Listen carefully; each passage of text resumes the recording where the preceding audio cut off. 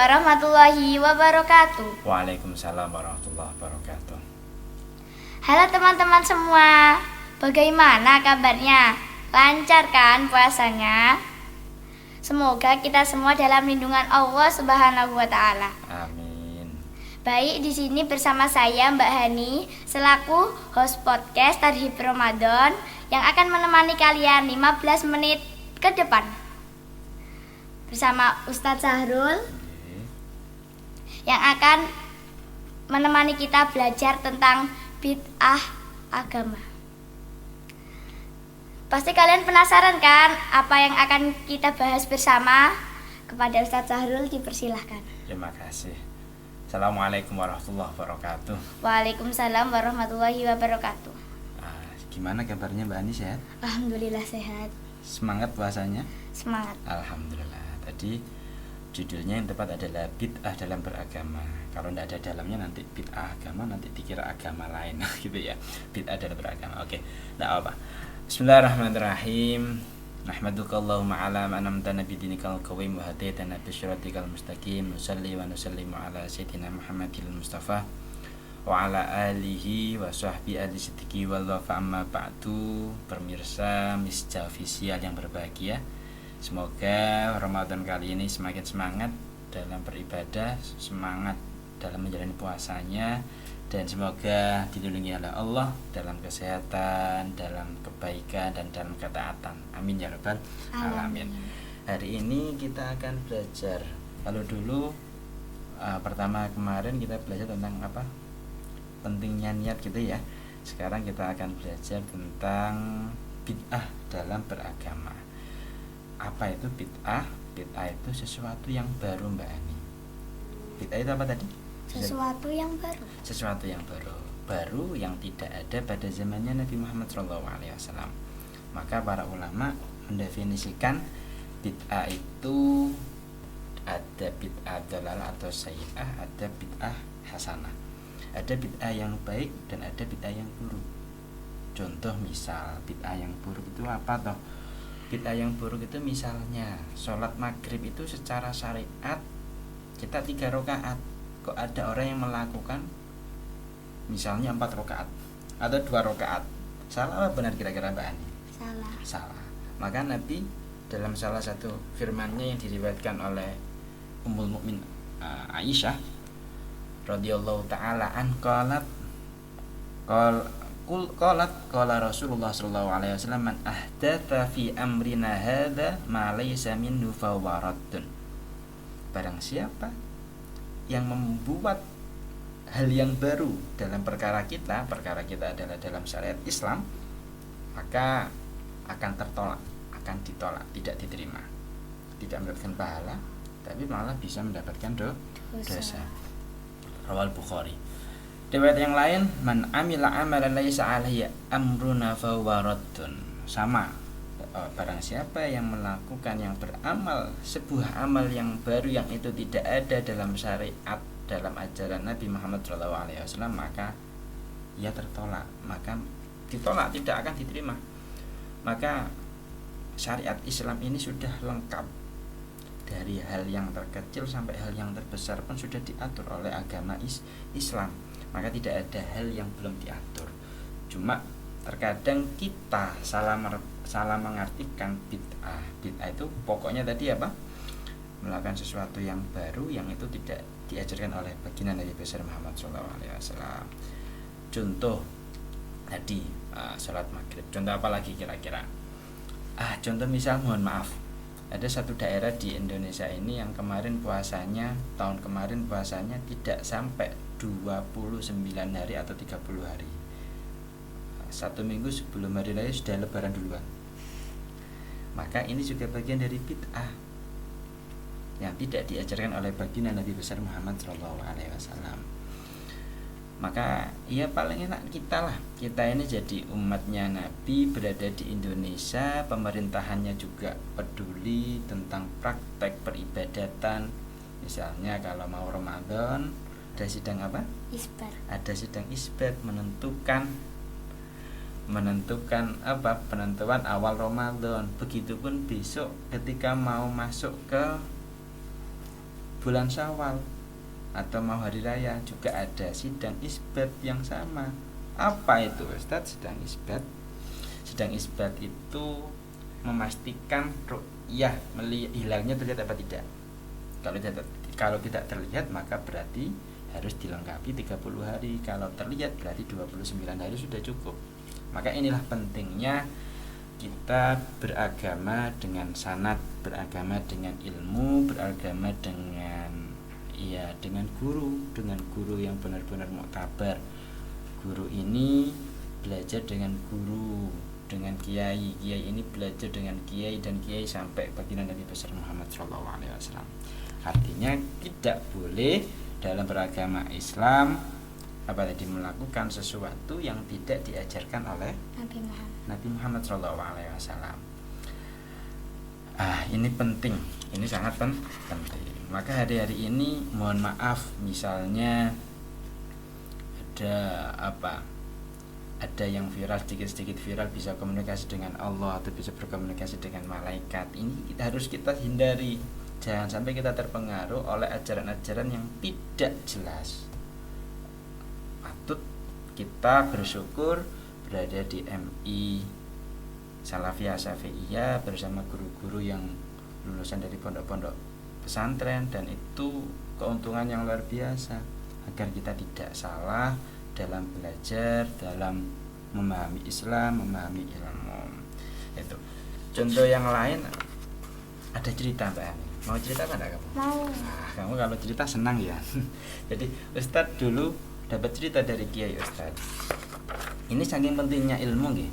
Saking pentingnya ilmu, kalau kita tidak paham ilmu, misalnya kita mau sholat, berarti kita harus paham apa yang harus dilakukan ketika mau sholat. Mbak Ani kalau mau sholat harus apa? Niat. Sebelum niat sholat, sebelumnya apa kira-kira? Wudu wajib apa tidak? Wajibnya wudu karena melakukan sholat fardu. Gitu. Walhasil lah, hal-hal yang seperti ini kalau kita mau sholat berarti kita harus belajar kaitan hal yang sholat, termasuk wudu, termasuk dan sebagainya. Ini berarti wajib kita pelajari, termasuk juga menjaga kebersihan. Misalnya sholat itu diwajibkan untuk suci. Kira-kira kalau orang yang tidak tahu, misalnya membawa bangkai, kira-kira sholat dengan membawa bangkai, kira-kira sholatnya sah apa tidak Mbak Ani? Tidak. Mengapa kok tidak sah? Karena Membawa kotoran, membawa najis. Inilah pentingnya pemirsa Mirza Official tentang ilmu. Maka jangan sampai kita beragama tanpa ilmu.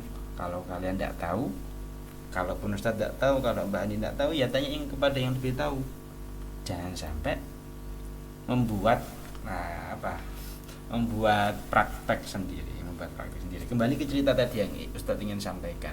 Ada satu orang yang ahli ibadah. Tiba-tiba di suatu tempat, di tempat ibadahnya ini ada tikus. Ada tikus yang berkeliaran mengganggu sholatnya. Akhirnya tikus itu dibunuh. Karena dia tidak tahu, sukanya ibadah saja tanpa belajar ilmu, tanpa tanpa memahami fikih. Akhirnya apa yang terjadi Mbak Ani? Tahu tidak kira-kira? Tidak tahu.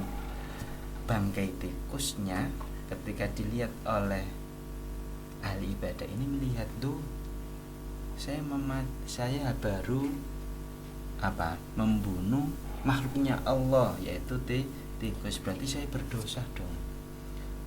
Dia tidak tahu bagaimana kemudian mengiranya untuk menebus dosanya karena membunuh tikus ini kemudian dikalungkan di mana?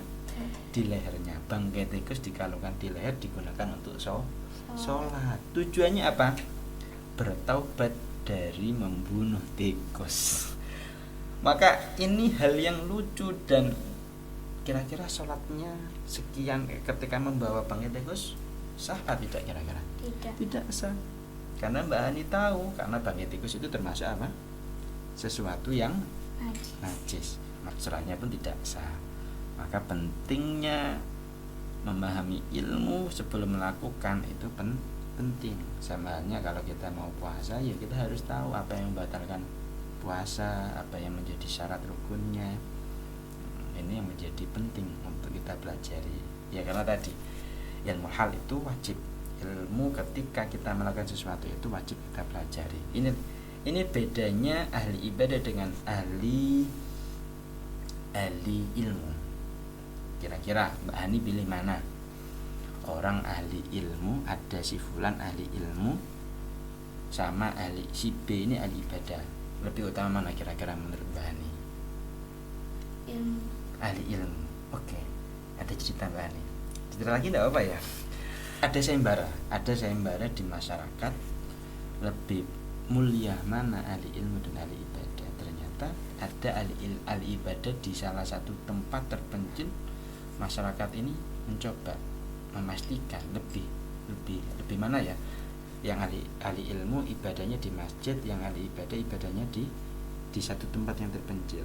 Nah, satu tempat terpencil ini kemudian ada salah satu orang yang jahil bilang kepada ahli ibadah tanpa tahu ilmunya, "Wahai ahli ibadah, kamu itu sudah beribadah berapa puluh tahun, sudah selesai, ibadahmu saya terima. Sudah, kamu tak halalkan segala hal yang haram. Segala hal yang haram sudah saya halalkan."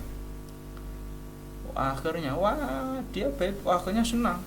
Orang yang beribadah tadi di salah satu tempat yang terpencil, sebut saja di gua lah, senang. Akhirnya bangkit dari tempat ibadahnya sehingga dia melakukan hal-hal yang haram karena tadi mendapatkan apa? Legalitas. Kayak ada suara yang mengatakan yang haram sudah halal, dihalalkan. Sudah tidak usah ibadah sudah diterima. Sudah, akhirnya dia menjalani kemaksiatan dan sebagainya. Bagaimana dengan ahli ilmu? Ahli ilmu ini sama, didatangi oleh salah satu masyarakat ini yang jahil. Bilang, "Wahai ilmu, kamu itu sudah ibadahmu sudah cukup. Yang haram tak halalkan. Aku adalah Tuhanmu." Apa kata ahli ilmu? Seketika karena zaman itu masih ada pedangnya yang ada di sampingnya langsung dihunus. Siapa ya? Suara siapa itu? Yang pasti ahli ilmu ini menantang bahwa yang mengatakan bukanlah Allah. Allah tidak akan memerintahkan sesuatu yang haram, tidak akan menyampaikan sesuatu yang haram atau memerintahkan melakukan keburukan. Tidak ada. Allah dan Nabi Muhammad SAW tidak pernah melakukan dan menyuruh sesuatu yang buruk. Maka inilah pentingnya apa tadi? Ilmu. Maka segala hal yang tidak didasari dengan ilmu harus kita hindari, dan setiap kita melakukan sesuatu mari kita belajar tentang itu agar kita mendapatkan pahala dan tidak tertolak. Itu ya Mbak Ani, kalau kamu mau belajar apa, misalnya besok setelah mau hari raya mau zakat, berarti harus belajar zakat. Kalau di MI kan diajari ya bagaimana niatnya, bagaimana nanti kadar zakatnya, berasnya berapa. Alhasil jangan sampai berhenti belajar dan jangan sampai puas. Kamu besok kalau sudah dewasa harus sampai S1 sampai S3 dan seterusnya. Jangan sampai puas dengan ilmu. Tapi ilmu itu tidak dipelajari di bangku sekolah saja. Kamu di rumah juga bisa belajar, bisa tanya ke orang tua atau tanya ustadz, gurunya yang ada di sekitarmu, agar kita tidak salah beragama atau menjalankan bid'ah yang buruk. Gitu ya Mbak Ani ya. Kalau sholat subuh ya sudah 2 rakaat, jangan sampai 3 rakaat. 3 rakaat. Jangan sampai 3 rakaat. Kalau sholat maghrib ya pokoknya hal yang sifatnya wajib dan sifatnya sudah baku, tidak usah diubah. Jadi ada cerita lucu ini. Ini ada bid'ah sayyi'ah tapi cerita, ada hikmahnya. Ada satu masyarakat ketika adzan subuh, zuhur, asar, maghrib, isya, ini adzan. Semua adzan ini adzan terus. Tapi jarang ada yang ikut, bahkan tidak ada. Maka dia sebagai tukang adzan, tukang iman, juga sebagai makmum. Artinya hanya dia seorang di masjid itu atau di musala itu. Akhirnya dia kesal Mbak. Ini anekdot ya, cerita lucu aja yang bisa kita ambil hikmahnya. Akhirnya dia adzan di jam siangan sebelum zuhur, kira-kira jam 9 atau jam 10, adzan yang keras. Akhirnya kira-kira orang desa protes apa tidak? Protes, datang semuanya ke masjid. Sekarang belum waktunya zuhur kok sudah adzan. Akhirnya apa kata si fulan ini tadi? Iya, saya itu ndak gila, yang gila itu kalian. Saya adzan subuh 5 kali waktu, 5 kali sholatan itu saya adzan selalu, kok kalian ndak ada yang datang. Ketika saya adzan jam 10 kok kalian datang. Artinya apa? Ya ini ya, kalaupun musola dan masjidnya selalu ramai, ya nggak usah membuat hal yang aneh-aneh gitu loh. Ini ada hikmahnya. Walhasil kita tidak boleh membuat sesuatu yang baru yang itu tidak pernah diciptakan, yang tidak pernah dilakukan oleh baginda Nabi besar Muhammad SAW. Termasuk salat tarawih itu bid'ah hasanah, termasuk mushaf Al-Quran. Kamu tahu mushaf Al-Quran ya? Al-Quran ya. Dulu itu Al-Quran di masa Nabi itu tidak terbukukan seperti itu, tidak terbukukan seperti buku ini misalnya, kitab ini tidak. Terdaftar ada di bebatuan, ada di pelapa kurma dan lain sebagainya. Cuma ketika zamannya para khulafaur rasyidin inilah ada inisiatif untuk mengumpulkan. Mengapa? Karena banyak hufadzul Quran, hummalul Quran, atau orang-orang menghafal Al-Quran ini meninggal dalam peperangan, sehingga inisiatifnya dikumpulkan semuanya, dibukukan jadi satu. Hari ini kita kenal dengan mushaf Utsmani. Nah, ini juga bid'ah, tapi bid'ah hasanah. Nabi tidak pernah menyuruh mengumpulkan, tapi itu dilakukan oleh para sahabat, sehingga Al-Quran ini lestari sampai sekarang, sampai hari kiamat pun bisa dibaca oleh anak-anak kita kelak. Walhasil apa? Maka pentingnya kita belajar ilmu kepada ahlinya dan kepada yang mengerti, tidak kepada orang yang mungkin belum mempunyai ilmu ataupun bukan hanya sekedar mengikuti tren yang ada di TikTok ataupun yang sebagainya. Mungkin itu yang bisa kami sampaikan, Mbak Ani. Semoga kita bisa bertemu di kesempatan lain dan dengan tema yang lain. Semoga ada guna dan manfaatnya teman-teman pemirsa. Dan ya Allah ayakum. Assalamualaikum warahmatullahi wabarakatuh. Waalaikumsalam warahmatullahi wabarakatuh. Wah, Masya Allah, sungguh besar ya ilmu yang kita pelajari bersama Ustadz Sahrul. Semoga kita bisa mengambil hikmah yang sudah kita pelajari bersama. Saya selaku host podcast Tarhib Ramadan izin undur diri. Wassalamualaikum warahmatullahi wabarakatuh.